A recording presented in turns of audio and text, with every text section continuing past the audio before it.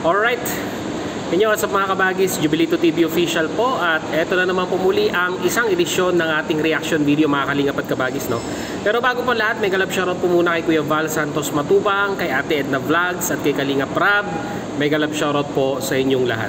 So ito na nga mga kalingap at kabagis for today's reaction video. Gagawa lang po ako ng reaction at pagbibigay po ng opinion dito nga po, no, sa hidwaan ng dalawa sa mga masasabi natin pong mga kalingap reactors. Yung isa po reactors dependers, yung isa naman po ay purely depender po ng kalingap. Dahil na-acknowledge naman po, no, mga kalingap at kabagis na siya po ay depender ng kalingap. Ang tinutukoy ko po mga kalingap at kabagis ay itong dalawang individual na si Ballpoint Man at saka si Dindo Balyaw, na kung saan ay parehas po silang nagbabatuhan ng kanilang opinion regarding nga po dito sa pagko-content kay Erica. At nag-post si Dindo Balyaw sa kanyang community regarding nga po sa pagpapaalala sa mga reactors regarding po sa pagko-content kay Erica. At di umano, sabi nga po ni Dindo Balyaw ay pumiyok daw po itong si Ballpoint Man at nag-reaction regarding sa pinost niya sa kanyang community. At dito po ay mga ilang beses na rin pong sumagot si Ballpoint Man, at ganun din naman po si Dindo Balyaw mga kalingap at kabagis ay naribatal na rin po yung pong akusasyon ni Ballpoint Man. Makikita nyo naman po sa kanilang platform, no, mga kalingap at kabagis, no, yung kanilang mga live streaming tsaka mga premiere na kung saan ay nagpapalitan sila ng kanilang mga opinion regarding po dito kung dapat po bang i-content itong si Erica or hayaan na lamang po. Well, unang-una po sa lahat mga kalingap at kabagis, no, karapatan ng bawat vlogger kung ano man ang gusto niyang gawin sa kanyang channel. Nandun na po tayo doon. Naiintindihan po natin yung prinsipyo na ipinaglalaban ni Ballpoint Man. At kasama na rin po dito yung sinasabi niya na alangan namang hindi po natin ipagtatanggol ang integridad ng kalingap, dahil nga po unang-una po sa lahat ay dati pong naging beneficiaries ito pong si Erica. At may mga bashers na nagko-comment at sinisilip nga di umano ang kita ni Kalingap Rab doon po sa pagko-content niya kay Erica. Okay, given na yon. Maganda ang ginagawa ni Ballpoint Man, ipinagtatanggol niya, dinidefend niya ang integrity ng kalingap.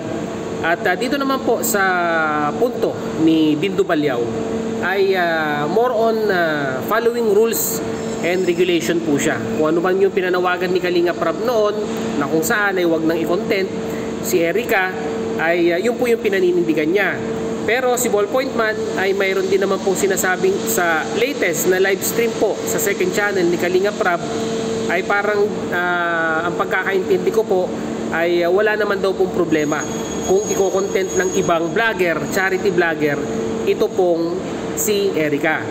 Kaso, yung go signal na binigay ni Kalingap Rab sa ibang charity vlogger, which means hindi po, wala po sa Kalingap Circle.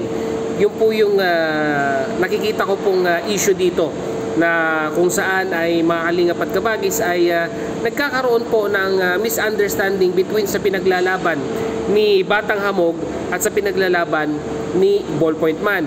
Parehas sila ng interes, parehas po sila ng iisa po ang kanilang sinusuportahan, pero po pagdating po sa paniniwala, sa pagre-reaction sa ibang community ay magkaiba po ang prinsipyo ni Ballpoint Man at ni Batang Hamog. Kasi parang lumalabas dito mga kalingap at kabagis ay parang kung kalingap ka ay dapat sa kalingap ka lang mag-reaction. Pero dito po kay Ballpoint Man ay parang lumalabas din na ako ang masusunod sa channel ko. So yun na yun.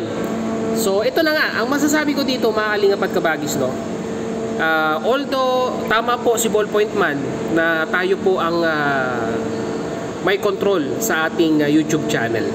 Tayo po ang nagmamanage dito at tayo po ang masusunod kung ano po yung content na gusto po nating i-upload para mapanood po ng ating mga viewers.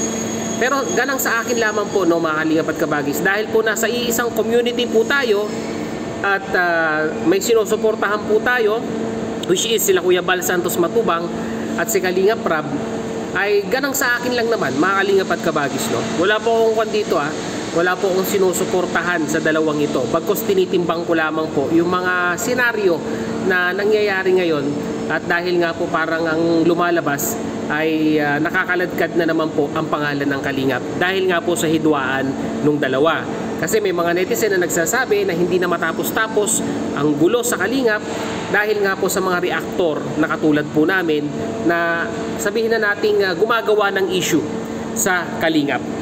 So, ang masasabi ko lang dito, mga kalingap at kabagis, kung ikaw ay isang individual na miyembro po ng isang organisasyon katulad po ng Team Kalingap, ay maano man lamang po para po sa ikagaganda at para po sa i-smooth ng takbo ng ating organisasyon, magpasakop na lamang po tayo kung ano man yung gustong mangyari po ng nakakataas nila Kuya Bal Santos Matubang at nila Kalingap Rab. Actually, wala pa pong stance dito si Kuya Bal Santos Matubang regarding po dito sa hidwaan ng dalawang ito. Pero hahayaan pa po ba nating dumating sa puntong si Kuya Bal na o si Kalingap Rab ang sasaway sa inyong dalawa? Sana po wag na po tayong umabot doon. Kung may pagkakataon na pag-usapan ang inyong prinsipyo offline at hindi gawang content, edi pag-usapan po ninyo na maayos para hindi na po lumaki ang gulo dito po sa mundo ng Kalingap. So yun no, yun lang po masasabi ko mga kalingap at kabagis regarding po dito sa hidwaan po ni Batang Hamog at ni Ballpoint Man. Magkaayos na lamang po tayo para po sa ikagaganda ng Team Kalingap, di ba? One Kalingap, one family, ika nga sabi po ng founder at sabi po ni Kalingap Rab. Magkaayos tayo para po ang viewers ay masiyahan at hindi na po puro negativity ang binabato po sa Team Kalingap.